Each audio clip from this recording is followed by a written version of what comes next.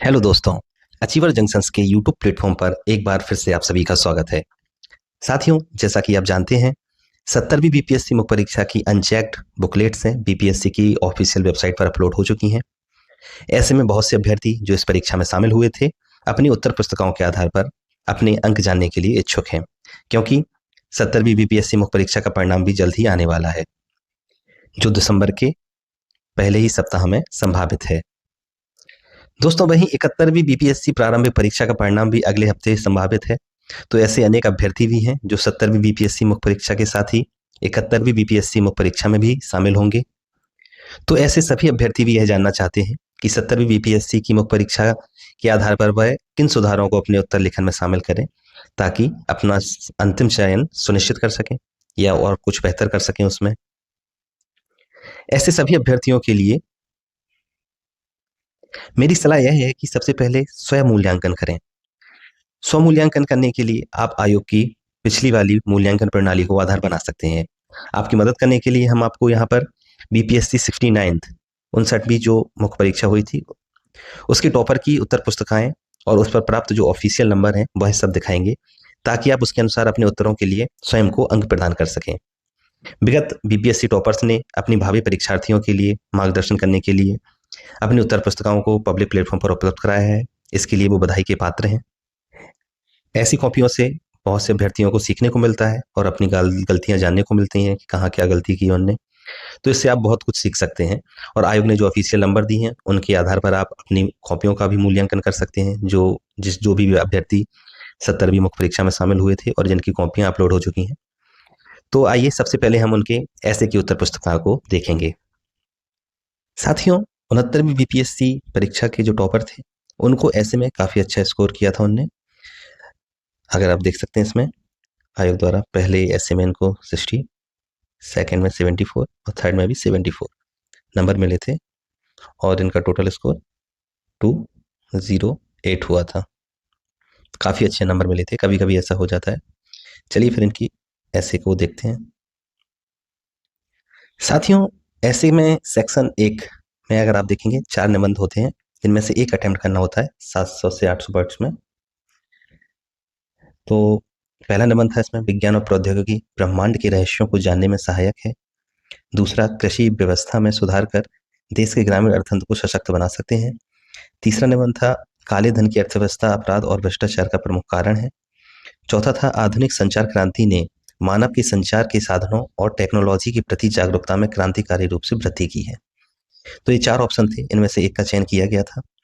तो इनके द्वारा कृषि, दूसरा वाला जो है कृषि व्यवस्था में सुधार कर देश के ग्रामीण अर्थतंत्र को सशक्त बना सकते हैं, इस विषय का चयन किया गया था। साथियों, निबंध की शुरुआत इनके द्वारा की गई थी। इसमें एमएस स्वामीनाथन को कोट करके बताया गया था कि कृषि भारतीय अर्थव्यवस्था की रीढ़ ही नहीं पूरा शरीर भी है। तो इस प्रकार से इन्हें इसका शुरुआत किया था। कृषि से संबंधित जो निबंध इन्हें चुना था, तो आप इनको देख सकते हैं यहाँ पर किस प्रकार से निबंध लिखा गया है।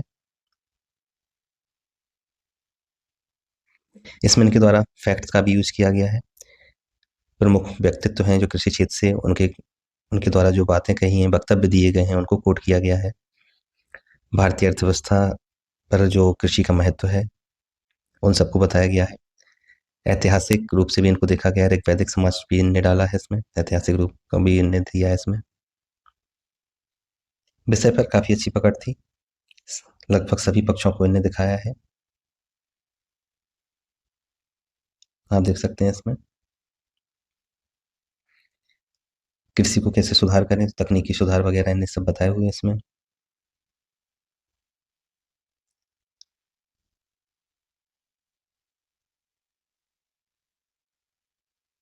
महात्मा गांधी के आत्मनिर्भर गांव में भी इनने इनको कोट किया है, जिसमें आत्मनिर्भर कृषि की बात कही गई है।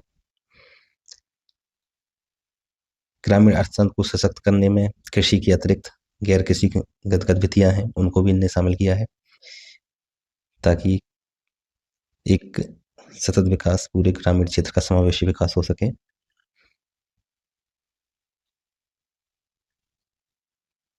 कृषि क्षेत्र की कमियां, उनका प्रभाव, इन सभी को इसमें शामिल किया गया है।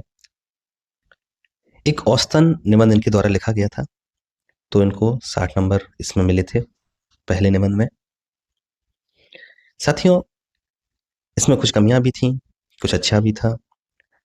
तो आप इससे क्या सीख सकते हैं? अच्छाई तो इसमें दिख ही रही है। निबंध, आप किसी जिस सब्जेक्ट पर आप निबंध लिखना चाह रहे हैं उस पे आपकी पकड़ अच्छी होनी चाहिए, विभिन्न आयाम आपको दिखाने चाहिए। कुछ छोटी-छोटी चीज़ों से आप और इसमें अच्छा कर सकते हैं। जैसे कि सबसे पहले आप जिस निबंध का चयन कर रहे हैं, उस निबंध का टॉपिक आप सबसे ऊपर लिखते हैं, तो और बेहतर होता है। इससे आसानी होती है, प्रेज़ेंटेशन का एक भाग है ये। जो एग्ज़ामिनर है, उसको जानने में आसानी होती है कि कौन-सा निबंध लिखा गया है। इसमें सघन लिखा गया है, शब्दों का प्रयोग किया गया है, सघनता से इसमें लिखा गया है। इसमें एक चीज़ कर सकते हैं आप कि इतना सघन लिख रहे हैं, आप थोड़ा-थोड़ा स्पेस देके भी लिख सकते हैं चीज़ों को।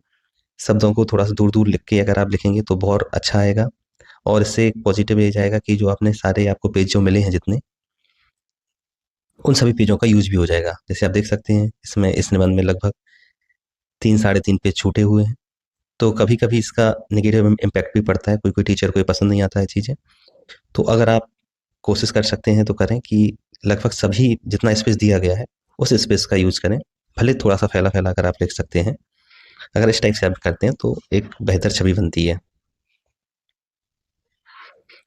चलिए दूसरा निबंध देखते हैं इनका। दूसरे सेक्शन में भी 4 निबंध होते हैं, एक का चयन करना होता है। जैसे कि इसमें दिया गया है, महिला सशक्तिकरण की वर्तमान स्थिति राजनैतिक सशक्तिकरण के परिप्रेक्ष्य में। दूसरा निबंध था आध्यात्मिक उन्नति तथा शारीरिक एवं मानसिक विकास के लिए योग की आवश्यकता और महत्व। तीसरा निबंध इसमें था नई शिक्षा नीति 2023 के फायदे और नुकसान। चौथा जो निबंध था भारतीय कृषि पर जलवायु परिवर्तन का प्रभाव तथा बचाव के उपाय। तो इनके द्वारा पहला ही निबंध जो है इसमें दूसरे सेक्शन का महिला सशक्तिकरण की वर्तमान स्थिति राजनीतिक सशक्तिकरण के परिप्रेक्ष्य में, इसका चयन किया गया था। इनके द्वारा निबंध की स्टार्टिंग है जो भारतीय संविधान निर्माता डॉक्टर भीमराव अम्बेडकर के वक्तव्य से की गई, जिसमें ने बताया कि मैं किसी भी समाज की प्रगति का आकलन वहाँ की महिलाओं की स्थिति से करता हूँ। तो जो राजनीतिक स्थिति महिलाओं की पूछा गया है, इस पे इनने स्टार्टिंग इस टाइप से की है।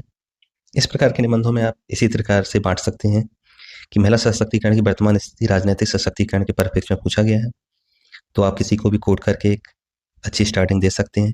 उसके बाद सशक्तिकरण क्या है, महिला सशक्तिकरण के विभिन्न आयाम क्या-क्या हैं और वर्तमान में क्या सशक्तिकरण की स्थिति है भारत और विश्व के संदर्भ में। तो इस प्रकार आप इसको डिवीज़न करके लिख सकते हैं। इसी प्रकार इन्होंने भी ऐसा ही किया है। स्टार्टिंग इन्होंने वक्तव्य के साथ की है। उसके बाद विभिन्न युगों में मध्य युग, प्राचीन काल से लेकर वर्तमान तक इन्होंने चीज़ों को बताया है, महिलाओं की स्थिति को।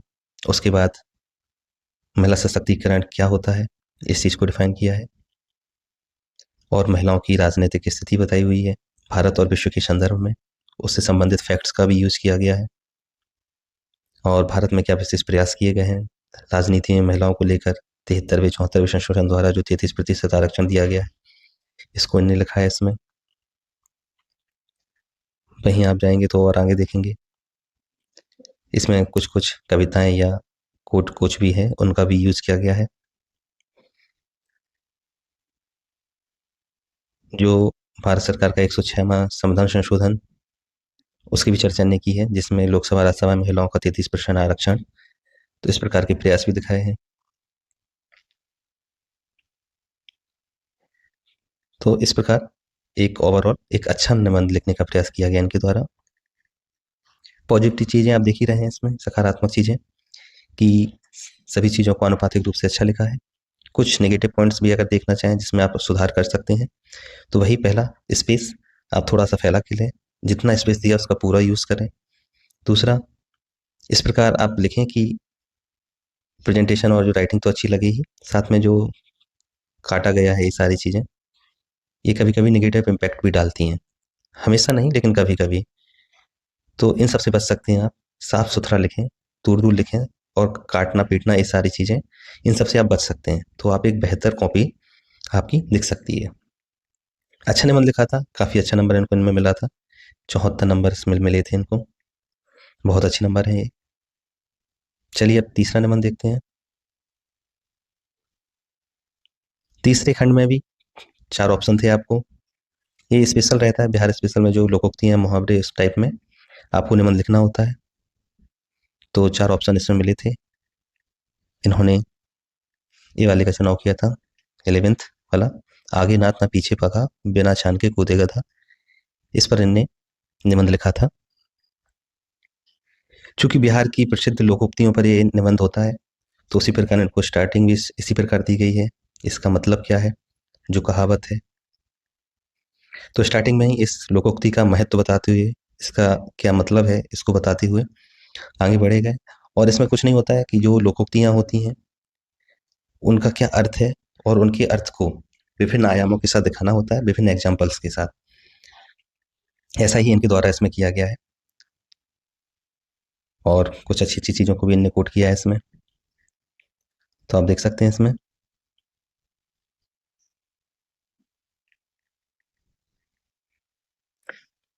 कोई भी ऐसे अगर आप लिखते हैं तो उसका विचार का जो दायरा होता है विचारों का, काफ़ी व्यापक होना चाहिए। ऐतिहासिकता से लेकर आप किसी भी चीज़ों को समाज, इतिहास, अर्थशास्त्र कहीं से भी जोड़ के आप लिखना चाहिए, ताकि लगे कि हाँ, आपके विचारों का दायरा काफ़ी बड़ा है। तो उसमें दिखना चाहिए ऐसे में। सीमित किसी एक पक्ष को लेके नहीं चलना है हमें, इसमें विविधता रखनी है, विभिन्न पक्षों को दिखाना है, विभिन्न तरीके से एग्जाम्पल दिखाना है। जो दिया गया है उसका अर्थ तो बताना ही है, साथ ही उसका दूसरा अर्थ क्या हो सकता है या इसका नेगेटिव पॉइंट क्या हो सकता है, वो सारी चीज़ें भी इसमें शामिल करनी होती हैं। ऐसा ही इनके द्वारा किया गया है इसमें। विभिन्न लोग हैं, भारत के हैं या विदेशों के जो प्रमुख विचारक हैं, उनके द्वारा क्या कहे गए हैं, मुख्य वक्तव्य क्या दिए गए हैं, उन सबको शामिल कर कर आप अपनी बात रख सकते हैं आप। इसी प्रकार इन्होंने एक बेहतर निबंध लिखा था इसमें। तो इसमें इनको लगभग 74 नंबर इसमें भी मिले थे, काफ़ी अच्छे नंबर थे। तो पॉजिटिव चीज़ें आपने इसमें देख ली हैं, नेगेटिव वही चीज़ है कि सारा स्पेस अगर आप यूज़ कर रहे हैं तो और अच्छा है। राइटिंग, प्रेजेंटेशन, इन सब का ध्यान रखें, और निबंध में जो पूछा गया है उसको आनुपातिक रूप से लिखें तो ज़्यादा बेहतर होता है। साथियों, चूंकि पिछली बार के ऐसे हैं जो खासकर हिंदी ऐसे में अपेक्षाकृत अधिक अंक प्रदान किए गए थे, इसलिए अगर इस वर्ष में देखें तो अगर आप इसी स्तर पर निबंध लिखते हैं तो इसके लिए आप लगभग 180 अंक मानकर चल सकते हैं, जो इनको 208 नंबर मिले थे। तो कभी कभी होता है हाई मार्किंग हो जाती है, लेकिन अगर आप एक एवरेज औसत वे में देखते हैं तो आपको 180 नंबर इसमें मिल सकते हैं। इससे अगर आप बेहतर ऐसे लिखते हैं तो उस अनुपात में आपके अंक बढ़ सकते हैं, और अगर खराब स्थिति है तो उसी अनुपात में अंक घट सकते हैं। तो दोस्तों, ऐसे इंपॉर्टेंट होता है, विषय की समझ होनी चाहिए, आपको पकड़ होनी चाहिए उस पर। निबंध को आप किस प्रकार समझ रहे हैं, कि कितने डायमेंशंस में आप उसको लिख रहे हैं। तो अगर आपने इस टाइप से लिखा है तो आपको एक बेहतर अंक मिलेंगे। तो आप देख सकते हैं किस टाइप से मार्किंग होती है। तो वर्तमान में जो कॉपी अपलोड हुई हैं 70वीं बीपीएससी मुख्य परीक्षा की, तो आपने किस प्रकार से निबंध लिखा है उसके आधार पर आप अपने आप को नंबरिंग कर सकते हैं अपने ऐसे की। चलिए अब हम बिगर टॉपिक इसी की सामान्य अध्ययन 1 जो जीएस फर्स्ट है उसकी उत्तर पुस्तिकाओं का अवलोकन करेंगे। साथियों, तो हम देख रहे हैं जीएस फर्स्ट की कॉपी 69 में बीपीएससी परीक्षा में जो टॉपर्स थे उनकी जीएस फर्स्ट में काफ़ी अच्छे नंबर उनको मिले थे, 177, काफ़ी अच्छे नंबर हैं। इसका रीज़न था कि जो इसमें डाटा इंटरप्रिटेशन का टॉपिक होता है उसमें इनको सभी पूरा नंबर मिला हुआ था। आप इसमें देखें तो लास्ट के क्वेश्चन में 7 7 7 8 नंबर, यहाँ भी 6 6 6 8 8, तो 72 से 72 नंबर इनको डीआई में मिला था पूरा, 72 में 72 से 72। तो अच्छी मार्किंग इसमें हो गई थी, तो 177 इनको नंबर मिले थे। जीएस में भी एवरेज मार्किंग हुई थी, आप देख सकते हैं। पहला क्वेश्चन जो 8 नंबर का था, इसमें 5 क्वेश्चन आते हैं पहले बड़े क्वेश्चन के अंतर्गत, तो उसमें 4 5 5 3 2, तो आपको देख सकते हैं कि 5 नंबर भी मिला है और 2 नंबर भी मिला है। तो आपके कंटेंट की क्वालिटी पर ये डिपेंड करता है कि आपको कितने नंबर मिल रहे हैं। अगर आपने अच्छा कंटेंट है तो 8 में से आपको 5 नंबर तक मिल सकते हैं, और नहीं तो 2 नंबर भी इनको मिला है। यहाँ अगर देखेंगे छोटे क्वेश्चंस में तो 1 नंबर भी इनको मिला है, 2 1 3 3। वहीं बड़े जो 38 क्वेश्चन 38 नंबर का रहता है बड़ा क्वेश्चन, तो उसमें 19 नंबर तक इनको मिले हैं, 18, यहाँ भी 19 20। इस प्रकार से अगर देखें तो टोटल इनकी मार्किंग 177 हुई थी, काफ़ी अच्छी मार्किंग थी। अब इनकी कॉपी देखते हैं हम किस प्रकार से जीएस के क्वेश्चंस को अटेम्प्ट किया गया है। साथियों, पहला बड़ा क्वेश्चन आता है, उसके अंतर्गत 5 छोटे क्वेश्चन दिए रहते हैं। तो इसमें संक्षिप्त टिप्पणियां पूछी गई थी। तो पहला था इंडियन काउंसिल एक्ट 1892, इसके बारे में इसमें पूछा गया था। तो इनके द्वारा भूमिका, उससे संबंधित जो विशेषताएं थी, उन सबको इस आंसर में शामिल किया गया था। आलोचनात्मक पक्ष भी ने दिखाया था और निष्कर्ष, एक औसतन इनने लिखा था क्वेश्चन। तो इसमें इनकी मार्किंग 4 नंबर हुई थी। दूसरा क्वेश्चन देखते हैं। दूसरे प्रश्न में संथाल विद्रोह पर टिप्पणी पूछी गई थी। तो इसमें इन्होंने भूमिका के साथ साथ संथाल विद्रोह के कारणों को भी दिखाया है। कारण में राजनीतिक कारण, सामाजिक, धार्मिक, आर्थिक, मसीहाई नेतृत्व, अलग अलग कारणों पर इनने संक्षेप में चर्चा की है। तो अधिक डायमेंशन इसमें दिखाए हैं, उसके परिणाम भी दिखाए हैं, महत्व भी दिखाया गया है। तो इस प्रकार एक छोटे से प्रश्न में काफी डायमेंशंस पर इनके द्वारा चर्चा की गई। तो काफी अच्छे से इनने क्वेश्चन को लिखा है। तो इसमें इनको 5 नंबर मिले थे। अगर आप अच्छा आंसर लिख रहे हैं तो उसी हिसाब से आपको अनुपात में बढ़ जाता है नंबर। नेक्स्ट क्वेश्चन देखें तो चंपारण सत्याग्रह पर पूछा गया था इसमें। तो इनके द्वारा भूमिका लिखी गई इसमें, आंदोलन के कारण स्पष्ट किए गए हैं। उसके पश्चात आंदोलन की प्रगति, आंदोलन के परिणाम, इनके साथ साथ आंदोलन के प्रभाव, विभिन्न पक्षों पर इस पे इनने विभिन्न आयामों में दिखाया है। तो इस पे अच्छा इनको रिमार्क मिला और 5 नंबर भी इसमें मिले थे इनको तीसरे प्रश्न में। नेक्स्ट क्वेश्चन देखें तो मौर्य कला की, जो मौर्य काल की कला है और वास्तुकला है, इस पर टिप्पणी करने के लिए बोला गया था इसमें। इस प्रश्न में भी मौर्य कला के विभिन्न पक्ष इनके द्वारा दिखाए गए और इसमें चित्रकारी भी थोड़ी हुई है, लेकिन इसको अच्छे से अटेम्प्ट नहीं किया गया। जिस अनुपात में और जिस तरीके से एक आदर्श क्वेश्चन लिखा जाता है, उसकी इसमें कमी देखी गई। तो अपेक्षाकृत इसमें कम नंबर मिले इनको, इसमें 3 ही नंबर इनको मिला था। तो आप देखना चाहिए कि कोई भी क्वेश्चन पूछा गया है तो उसमें भूमिका हो, उससे संबंधित जानकारी हो, निष्कर्ष हो, उसके विभिन्न पक्ष आपने दिखाए हो। केवल चित्र बनाने से ही आपको नंबर अच्छे नहीं मिलते हैं। चित्र भी जरूरी होता है, लेकिन आपने पहले लैंग्वेज दी हो, उन सब चीज़ों को करते हैं आप, एक अच्छा निष्कर्ष आपने लिखा हो, तब क्वेश्चन को कंप्लीट माना जाता है, तो आपको अच्छे नंबर मिलते हैं। इसमें इन्हें 3 ही नंबर मिले हैं। नेक्स्ट देखेंगे तो प्राचीन काल में पूर्वी भारत में गुफा चित्र पर चीज पूछा गया था। तो इस क्वेश्चन पे देखें तो बहुत ज़्यादा अच्छा इस पे भी नहीं लिखा गया था। गुफा चित्रों की विशेषताएं कुछ कुछ सामान्य चीज़ें बताई गई थी और इसको अटेम्प्ट ही नहीं किया गया, छोड़ दिया गया। तो इसमें भी कम ही नंबर मिले थे, 2 नंबर ही एग्जामिनर द्वारा इसमें दिए गए थे, जो आंसर ऊपर थोड़ा सा लिखा था। तो इस प्रकार देखें, पहला क्वेश्चन जो रहता है उसमें 4, 5, 5, 3, 2 इस टाइप से इनको नंबर मिले थे। नेक्स्ट क्वेश्चन सेकंड क्वेश्चन है, इसमें भी 2 क्वेश्चन रहते हैं, इसमें एक का चुनाव करना होता है आपको। तो इनके द्वारा चंपारण नीड़ आंदोलन का मूल्यांकन कीजिए तथा भारतीय स्वतंत्रता संघर्ष पर इसके प्रभावों का वर्णन, इसका चयन किया गया दूसरे वाले का। ये बड़ा क्वेश्चन होता है, काफी पेजों में इसमें लिखना होता है, तो सभी आयामों को विस्तार से इसमें बताना होता है। इनके द्वारा भी यही किया गया। चंपारण सत्याग्रह पहले भूमिका दिखाई गई ओवरऑल, फिर उसके कारणों को बताया गया। तिलकठिया पद्धति किस टाइप से चलती थी, जिसके कारण किसानों का शोषण होता था, उसका विरोध किया गया। चंपारण आंदोलन की प्रगति पर इन्हें चर्चा की है इसमें। चंपारण आंदोलन के परिणाम और उसका मूल्यांकन इस टाइप से इन्हें किया है। प्रभाव भी दिखाया है, भारतीय स्वतंत्रता आंदोलन पर इस पर क्या प्रभाव पड़ा है। तो काफी डायमेंशंस में इसमें लिखा गया है इनका है। इसमें इन्हें 19 नंबर मिले थे, लगभग 50% इसको मार्किंग हुई थी इस क्वेश्चन पे। इसमें अगर कमियां देखें तो कंप्लीट नहीं है, अगर इसमें एक अच्छा निष्कर्ष करके कंप्लीट करते तो अच्छा होता। इस टाइप से नहीं छोड़ना चाहिए क्वेश्चन। भूमिका लिखी है तो उसके साथ निष्कर्ष पर खत्म करना चाहिए। और दूसरी बात वही कि आपके पास जितना स्पेस है उसका यूज करें तो ज़्यादा अच्छा लगता है। आप भले सगन लिख के आप पेज बचा सकते हैं, लेकिन कभी कभी निगेटिव इम्पैक्ट इस पर पड़ता है। नेक्स्ट क्वेश्चन देखते हैं। तीसरा क्वेश्चन 38 नंबर का ये भी है। इसमें भी 2 ऑप्शन रहते हैं, आपको एक चुनना होता है। इनके द्वारा दूसरा क्वेश्चन किया गया था, बिहार में आधुनिक शिक्षा के विकास और इसके प्रभाव को रेखांकित करना था। आधुनिक शिक्षा का विकास और उसका प्रभाव।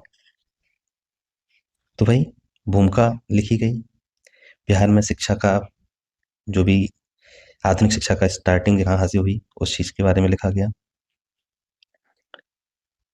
लॉर्ड मैकाले औपनिवेशिक काल में जो आधुनिक शिक्षा स्टार्ट हुई थी उस पर क्रमशः इस पे बताया गया है।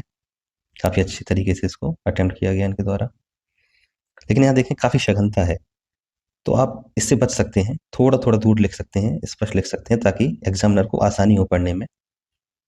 आपने इसमें सबसे अच्छी तरीके से इसको लिखा है, सकारात्मक नकारात्मक प्रभाव भी बताए हुए हैं, दोनों चीजें बताते हुए इसको पूरा किया गया है। और लगभग सभी पेजों का वो यूज किया गया है, जितनी स्पेस दिया गया था आंसर लिखने के लिए थोड़ा सा छोड़ा है, तो इसको काफी अच्छे से अटेम्प्ट किया गया है। प्रश्न को अटेम्प्ट तो अच्छे से किया गया है, लेकिन इसमें आनुपातिक रूप से चीजों को सही ध्यान नहीं दिया गया। 50% क्वेश्चन डिमांड करता है इसमें, उसके प्रभावों को अच्छे से दिखाना था विस्तार से, लेकिन इसमें प्रभावों को सीमित के रूप से दिखाया गया है, विस्तार में ज्यादा ध्यान दिया गया है। इसलिए इसमें 18 नंबर ही इसको इनमें मिले हैं, 18 नंबर दिए गए थे। तो आपको ये जरूरी हो जाता है कि किस अनुपात में क्वेश्चन पूछ रहा है, जानकारी को उसी अनुपात में एग्जामिनर के सामने परोसे, तो आपको बेहतर नंबर मिलेंगे। नेक्स्ट क्वेश्चन देखते हैं। चौथा क्वेश्चन था निम्नलिखित प्रश्नों के उत्तर देना था इसमें। ये छोटे छोटे क्वेश्चन इसमें भी पूछे गए थे 8-8 नंबर के। पहला प्रश्न था इसमें, लैंगिक रूढ़िबद्ध धारणाओं से मुकाबला करने के लिए भारतीय सर्वोच्च न्यायालय की चिंताओं का उल्लेख करना था इसमें। तो इन्होंने भूमिका लिखी, लैंगिक रूढ़िबद्ध धारणा के कारण बता दिए, और मुकाबला करने के लिए जो कदम उठाए हैं वो सब बता दिया। लेकिन जो क्वेश्चन पूछा गया था उसके बारे में चर्चा नहीं की कि लैंगिक रूढ़िबद्ध धारणाओं का मुकाबला करने के लिए भारतीय सर्वोच्च न्यायालय की चिंताएं क्या क्या हैं।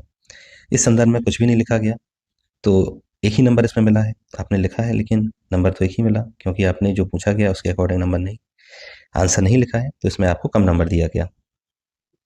तो ध्यान रखना है कि क्या पूछ रहा है, ये भी इंपॉर्टेंट है। अगर आप वह चीज नहीं बता रहे हैं जो पूछा गया है तो आपको नंबर नहीं मिलेगा। नेक्स्ट क्वेश्चन देखते हैं। दूसरा क्वेश्चन है, भारतीय शासन व्यवस्था में भारतीय नागरिक सुरक्षा संहिता 2023 की प्रासंगिकता की विवेचना कीजिए। तो उसमें भारतीय नागरिक सुरक्षा संहिता 2023 की प्रासंगिकता को पूछा गया था। इसमें भूमिका इनके द्वारा दी गई, 2023 की प्रासंगिकता इसमें बताया गई, लेकिन क्वेश्चन को पूरा तरीके से अटेम्प्ट नहीं किया गया। स्टार्टिंग ठीक थी, तो इसमें 2 नंबर इनको मिले थे। नेक्स्ट क्वेश्चन देखते हैं। विधायी संस्थाओं की निर्णय निर्माण प्रक्रिया में कृत्रिम बुद्धिमत्ता, कृत्रिम बौद्धिक क्षमता की भूमिका का मूल्यांकन करना था इसमें। तो वही भूमिका लिखी गई, सकारात्मक पक्ष, और छोड़ दिया गया, कुछ लिखा नहीं। इसमें 1 नंबर आयोग द्वारा दिया गया था, 1 नंबर दिया गया था इसमें भी। तो क्वेश्चन अटेम्प्ट करना चाहिए, आपकी बेसिक जानकारी भी हो कम हो, लेकिन पूरा लिखने का कोशिश करें ताकि आपको कुछ नंबर मिले। नेक्स्ट क्वेश्चन देखेंगे। वैश्विक वेतन प्रतिवेदन 2022-23 के मानदंडों एवं प्रभावों का विवरण देना था। काफी टफ क्वेश्चन था, ऐसे कोई देखता नहीं है, तो इनको किया गया था इसमें कुछ ना कुछ। 3 नंबर इसमें मिले थे। मानदंड लिखाए थे, प्रभाव भी थोड़ा दिखा था। अगर इसमें थोड़ा सी चीजें और बता देते या इसका निष्कर्ष लिख देते तो 1 नंबर और बढ़ सकता था। इसमें 3 नंबर इनको मिले थे। नेक्स्ट क्वेश्चन था, भारतीय निर्यात प्रोत्साहन पहलों के संदर्भ में विदेश व्यापार नीति 2023 के मौलिक प्रावधान क्या है, इनकी चर्चा पूछी गई थी। तो आंकड़ों से इनने स्टार्ट किया था भूमिका, मुख्य प्रावधान इसके बताए थे, और फिर पूरा छोड़ दिया। तो इसमें भी 3 नंबर मिल गए थे, स्टार्टिंग ठीक थी। इसको थोड़ा सा और लिख देते 1-2 पॉइंट्स बढ़ाकर, और इसकी अगर निष्कर्ष लिख देते तो ये 4 नंबर में तब्दील हो जाते हैं। तो इस प्रकार से नहीं छोड़ना चाहिए। अगर आपने इतना लिखा है, 1-2 पॉइंट्स और लिखकर कुछ कमियां दिखा के एक निष्कर्ष लिख देते हैं, तो 1 से 1.5 नंबर और इसमें बढ़ने की गुंजाइश थी।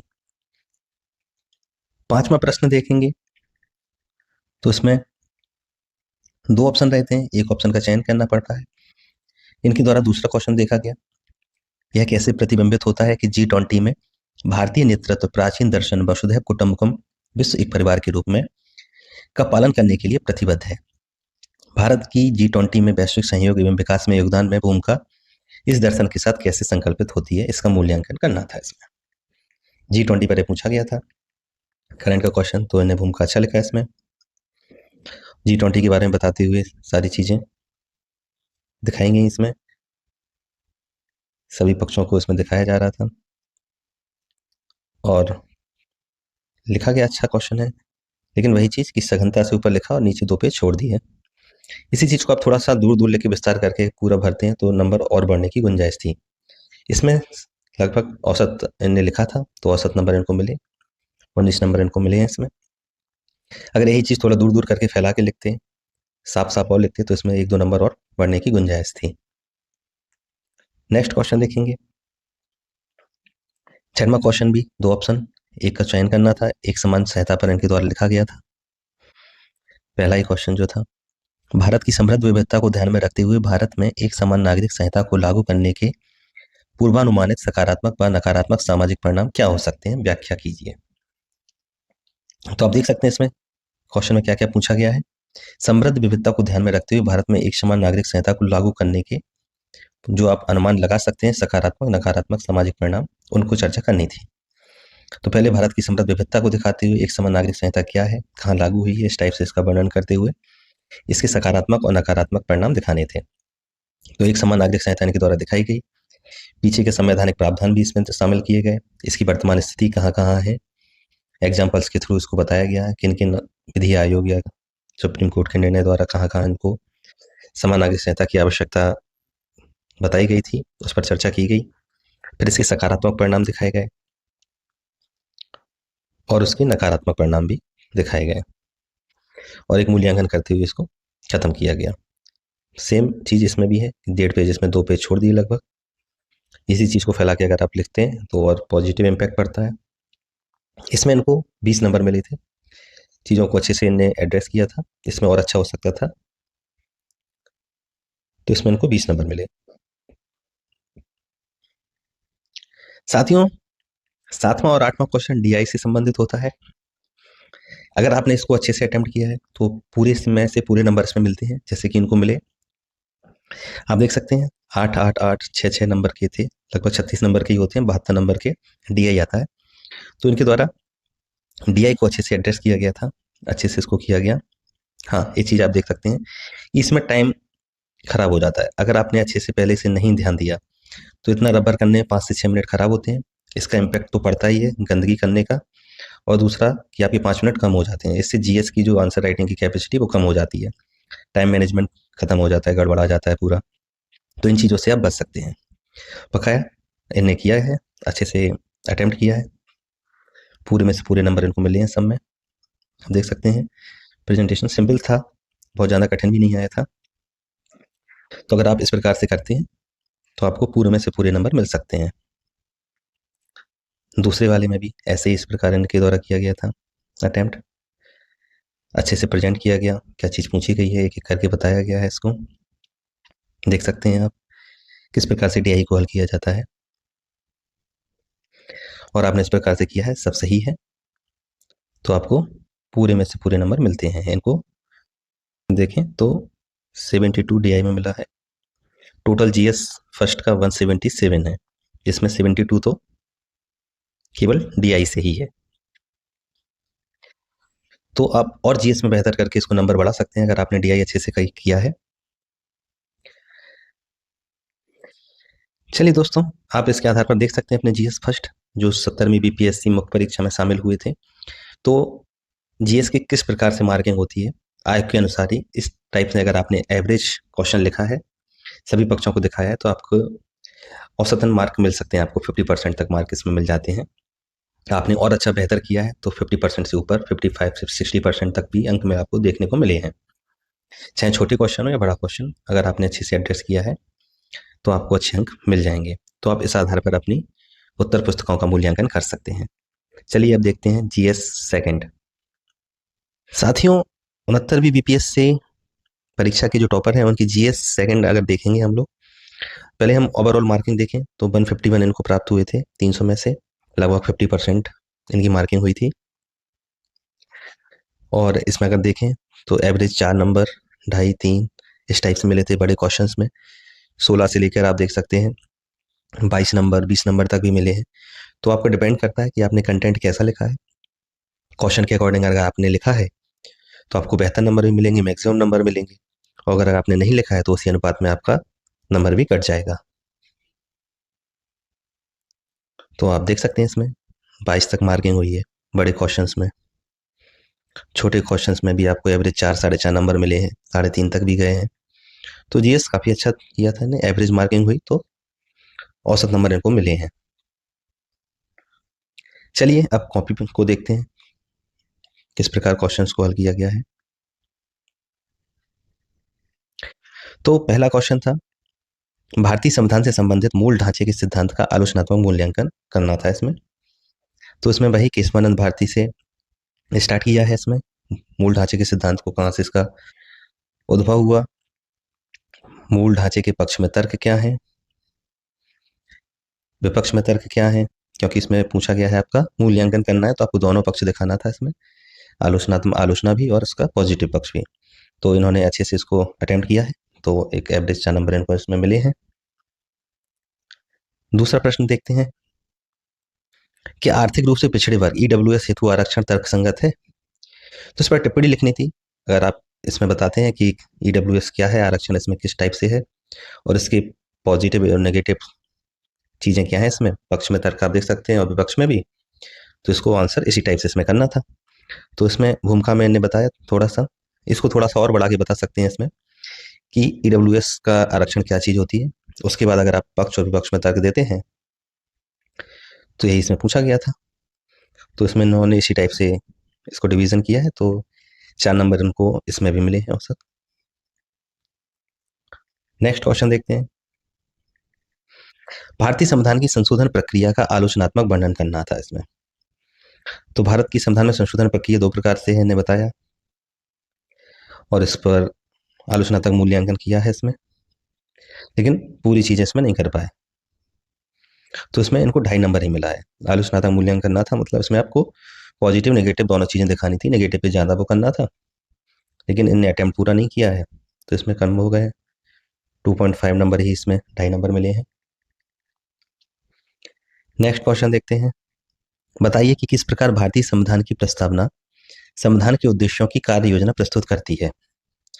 तो भारतीय संविधान की प्रस्तावना किस प्रकार संविधान के उद्देश्यों की चर्चा करती है, यही दिखाना था।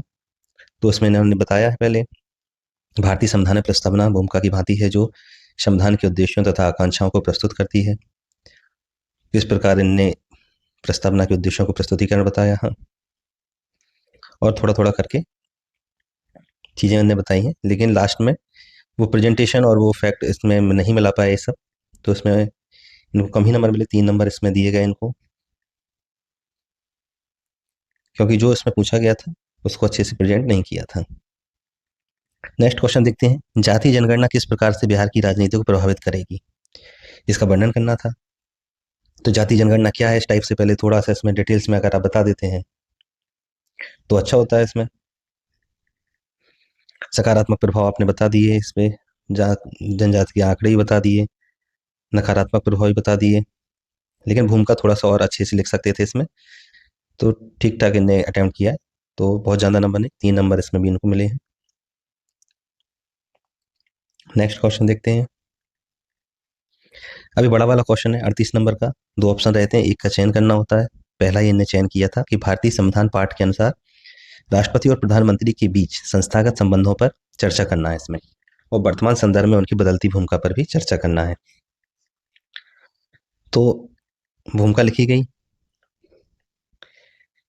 दोनों के बारे में मिक्सअप करके भूमिका बनाई गई।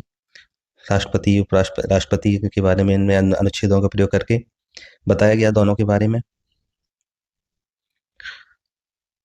और किस प्रकार संबंध है, राष्ट्रपति की बदलती क्या भूमिका है, इस सबको इन्हें बताया है। लेकिन फिर वही चीज़ 2 पेज इसमें छोड़ दिए गए हैं, ऊपर ज़्यादा सघनता से लिख दिया गया, लेकिन जो आनुपातिक रूप से आंसर को नहीं लिखा गया, और जिस चीज़ पे पूछा गया था उस पर कम चीज़ें प्रस्तुत की गई, लेकिन ठीक ठाक इन्हें लिखा है, तो इसमें बहुत ज़्यादा नंबर नहीं मिले। 16 नंबर भी इसमें से इनको मिले हैं, क्योंकि इन्होंने सभी पक्षों को नहीं बताया है और जिस चीज़ पर ज़्यादा जोर दिया गया था उसको उतने ज़्यादा अनुपात में नहीं लिखा है। तो आपको ये सब देखना होगा कि क्वेश्चन पूछ क्या रहा है और किन चीज़ों को ज़्यादा पूछ रहा है, हमें ज़्यादा किस पक्ष पर लिखना है। अगर आप उस अनुपात में लिखते हैं तो आपको नंबर 20 से 22 तक मिल सकते हैं। अगर आपने थोड़ा सा भी गड़बड़ किया तो ही 4-5 नंबर का नुकसान हो जाता है, जैसे कि यहाँ हुआ। तीसरा क्वेश्चन देखेंगे। तो बिहार में गठबंधन की राजनीति के मूल सिद्धांतों को विशेषतः राष्ट्रीय हितों की पूर्ति के दृष्टिकोण से विवेचित और विश्लेषित कीजिए। तो ये क्वेश्चन इन्हें अटेम्प्ट किया था पहला ही, तीसरे में।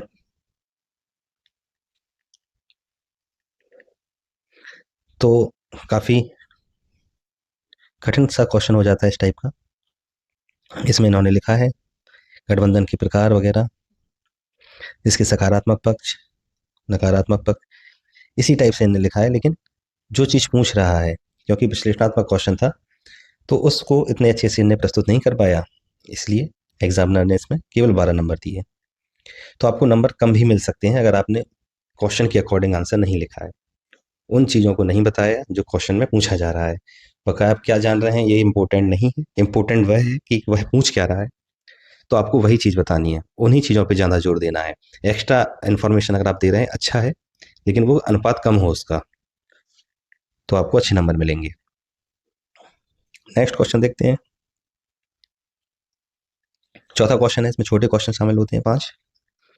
तो पहला क्वेश्चन है भारतीय मानसून तंत्र की क्रियाविधि एवं विशेषताओं का विश्लेषण करना है इसमें। तो ऐसा इसमें किया गया है।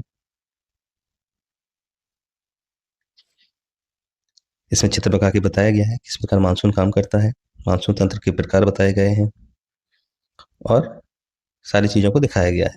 लेकिन एक चीज़ जो कम हो जाती है कि अगर आप भूमिका से स्टार्ट कर रहे हैं तो निष्कर्ष पर समाप्त करिए। एक संतुलित आंसर लिखिए कि छोटा क्वेश्चन है, अगर सभी चीज़ों को आप दर्शा रहे हैं तो किस अनुपात में आपको दिखाना है।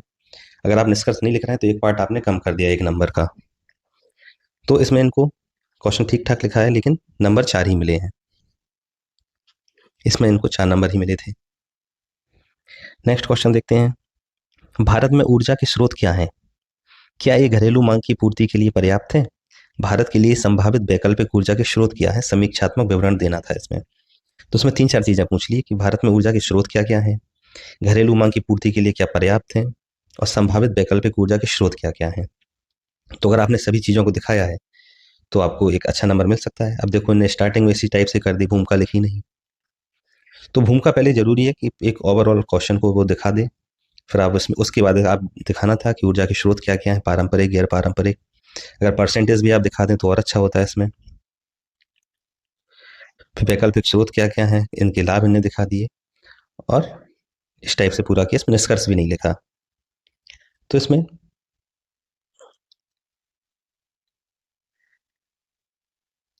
4 साढ़े 4 क्वेश्चन इन्हें मिले हैं नंबर। इसको और अच्छा थोड़ा कर देते तो इसमें 5 साढ़े 5 नंबर तक मिल सकते थे। 4.5 इसमें इनको मिला था। नेक्स्ट क्वेश्चन देखते हैं सी। भारत में पर्यटन उद्योग की स्थिति की विवेचना कीजिए तथा देश में इसके भविष्य का विश्लेषण कीजिए। तो भारत में पर्यटन उद्योग की स्थिति क्या है, इस पे चर्चा करना है और भविष्य में विश्लेषण दिखाना है इसका, इसमें भविष्य का क्या विश्लेषण है इसके। तो यही भूमिका इन्हें लिखी है। पर्यटन उद्योग की स्थिति भी दिखाई है। इसमें अगर आप फैक्ट्स का यूज़ करते हैं तो आपको अच्छे नंबर और मिल सकते थे। भविष्य इसमें भी दिखाया गया है कि इसका भविष्य क्या है, सरकार द्वारा पहले ही बताएंगे, लेकिन इसमें हाँ भी निष्कर्ष का अभाव है। तो इसके नंबर आप विश्वास मानिए काटते हैं। अगर आपने निष्कर्ष नहीं लिखा है, भूमिका निष्कर्ष क्वेश्चन का अहम पार्ट होता है, अगर आप ये मिस कर रहे हैं तो आप कहीं ना कहीं आधे या 1 नंबर का नुकसान कर रहे हैं प्रत्येक क्वेश्चन में। तो इसमें इनको 3.5 नंबर मिले हैं। यही अगर आप थोड़ा इसमें निष्कर्ष लिख देते और अच्छे से करते तो इसमें 4.5 नंबर तक मिल सकते थे इसमें। तो कहीं ना कहीं पर क्वेश्चन आपको 1 या आधा नंबर कटता है इसका, अगर आपने सही से डिज़ाइन नहीं किया है क्वेश्चन को। नेक्स्ट क्वेश्चन देखते हैं। बिहार में अनुसूचित जाति एवं अनुसूचित जनजाति जनसंख्या के वितरण का वर्णन कीजिए तथा इनकी सामाजिक आर्थिक दशाओं के स्तरों पर टिप्पणी कीजिए। तो चित्र के द्वारा इन्होंने दिखाया कि बिहार में कहाँ-कहाँ जनजातियाँ हैं, किस टाइप से हैं, कौन-कौन सी जनजातियाँ हैं। अब इस चीज़ को इनने इसमें दिखा दिया डबल बार, मतलब जानकारी को चूंकि जगह स्पेस कम होता है, छोटा क्वेश्चन होता है, तो आपको कम चीज़ों में दिखाना है। तो आपने जो यहाँ दिखाया है इस टाइप से चीज़ें, वो आप चित्र में ही दिखा सकते हैं, तो आपको स्पेस कम हो जाता है, आप एक्स्ट्रा जानकारी दे सकते हैं। फिर बिहार में अनुसूचित जनजाति का विवरण दिखाया है, तो बहुत ज़्यादा इतना इफेक्टिव नहीं हो पाता है, सामाजिक आर्थिक दशाएं इन्हें दिखा दी। फिर वही निष्कर्ष का इसमें अभाव है। तो इस प्रकार आपको औसत से कम ही मिलेंगे, 3.5 नंबर इसमें मिले थे। तो आप ध्यान रख सकते हैं आगे के लिए भी, जो 71वीं बीपीएससी मुख्य परीक्षा लिखने जाएंगे, कि एक क्वेश्चन की डिजाइनिंग होती है, इसमें भूमिका से लेके मेन कंटेंट क्या है और निष्कर्ष, वो सब समावेशित होता है इसमें। अगर आप किसी भी पक्ष को छोड़ देते हैं तो कहीं ना कहीं उसका नुकसान आपको मिलेगा। नेक्स्ट क्वेश्चन आप देखेंगे, भारत को प्रमुख भौतिक विभागों में विभाजित कीजिए तथा उस प्रदेश का वर्णन कीजिए जिसमें बिहार राज्य की भूमि सम्मिलित है, सॉरी। तो आप इसमें देखेंगे चित्र के द्वारा इन्हें बताया गया है इसमें, और बिहार राज्य की भूमि, लेकिन ज़्यादा इसमें नहीं दिखाया, लेकिन चित्र के द्वारा इन्हें कोर कंटेंट को दिखा दिया, इससे एग्जामिनर को लगता है कि हाँ, जानकारी का स्तर आपका अच्छा है। अगर आप इसको और अच्छे से करते तो पूरा 5 नंबर 5.5 तक मिल सकते थे, तो इसमें 4 ही नंबर इनको मिला है। नेक्स्ट क्वेश्चन बड़ा वाला देखेंगे, 5वां। वही 2 ऑप्शन रहे थे, एक का चयन करना होता है। पहला ही इनने देखा है कि बिहार की जलवायु को प्रभावित करने वाले कारकों की व्याख्या कीजिए। राज्य में कृषि जलवायु क्षेत्र को किस प्रकार से एवं कितने भागों में विभाजित किया गया है। यहाँ साल में कितने मौसम पाए जाते हैं। इन मौसम के कृषि पर प्रभाव की विवेचना कीजिए। तो एक बड़े क्वेश्चन में कई क्वेश्चन इसमें पूछे गए हैं। देखें तो लगभग 3 से 4 क्वेश्चन इसमें पूछे गए। अब आपको उसी अनुपात में ये जानकारी लिखनी होती है। अगर आपने उस अनुपात में नहीं लिखी, किसी एक को ज़्यादा लिखा, अन्य को छोटा कर दिया, तो आपके नंबर कट जाते हैं। तो आपको इसमें लगभग 4 चीज़ें पूछी गई हैं, तो उसी अनुपात में आपको जानकारी देनी है। तो आप देख सकते हैं इसमें इन्होंने बिहार का चित्र बना के बिहार की भूमिका इसमें दिखाई है, भूमिका में दी है। बिहार की अवस्थिति, वर्षण, सभी चीज़ों को दिखाया गया है। विश्लेषणात्मक रूप से भी इसमें टेक्स्ट का यूज किया गया है, डायग्राम्स का यूज किया गया है, और इससे दिख रहा है कि इन सब्जेक्ट या क्वेश्चन पे काफ़ी अच्छी पकड़ है, विषय की समझ अच्छी है इस पे। बिहार की जलवायु क्षेत्र सब चीज़ों को विस्तार से क्रमशः दिखाया गया है। कमी फिर से वही, निष्कर्ष का अभाव है, तो कहीं ना कहीं नंबर कम हो जाते हैं इससे। लेकिन आपने ऊपर अच्छी जानकारी दी है, तो इसमें से इनको सबसे अच्छे नंबर मिले हैं, 22 नंबर इसमें मिले हैं। अगर थोड़ा सा और इसमें निष्कर्ष को शामिल करते हुए चीज़ें करते तो 2 से 3 नंबर और बढ़ सकते थे। तो इसमें अच्छा नंबर इनको मिला है, 22 नंबर मिला है, 1-2 नंबर और बढ़ सकते थे। तो आप इस प्रकार से देख सकते हैं कि जानकारी अगर आप अच्छे से दे रहे हैं, क्वेश्चन के अकॉर्डिंग दे रहे हैं, तो आपको नंबर भी मैक्सिमम मिलते हैं। नेक्स्ट क्वेश्चन देखेंगे, तो इसमें दूसरा क्वेश्चन ने चयन किया है इसमें, भारत की मानसून प्रणाली, इसकी स्वभाव, प्रकार, जलवायु परिवर्तन, वितरण, समानार्थी शब्द, पूर्वी एवं पश्चिमी जेट स्ट्रीम तथा व्यवहार्यता का वर्णन। तो बहुत ही छोटी छोटी चीजें इसमें पूछ ली गई हैं। तो देखिए जो जो जानकारी पूछी गई है इनके द्वारा उसको अच्छे से दिखाया गया है।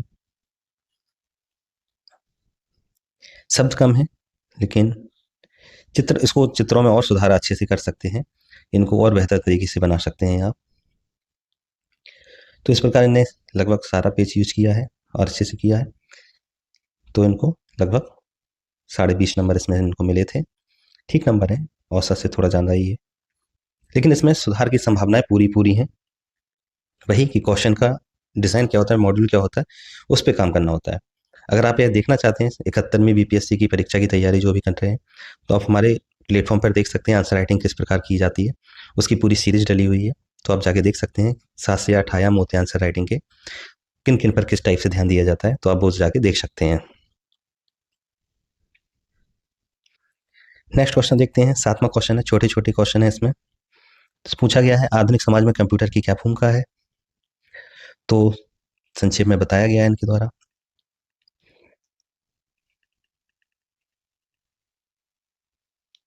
इसमें इन्होंने काफ़ी डायमेंशन से इसको दिखाया है, तो परिणाम अच्छा नंबर मिलेगा, 5 नंबर इसको इसमें मिले हैं इनको।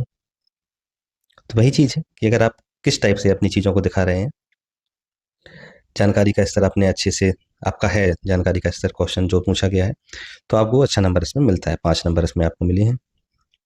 दूसरा क्वेश्चन देखेंगे, दूसरा क्वेश्चन है समुचित उदाहरणों के साथ तकनीकी, टेक्नोलॉजी एवं सामाजिक विकास में संबंध की विवेचना करना था।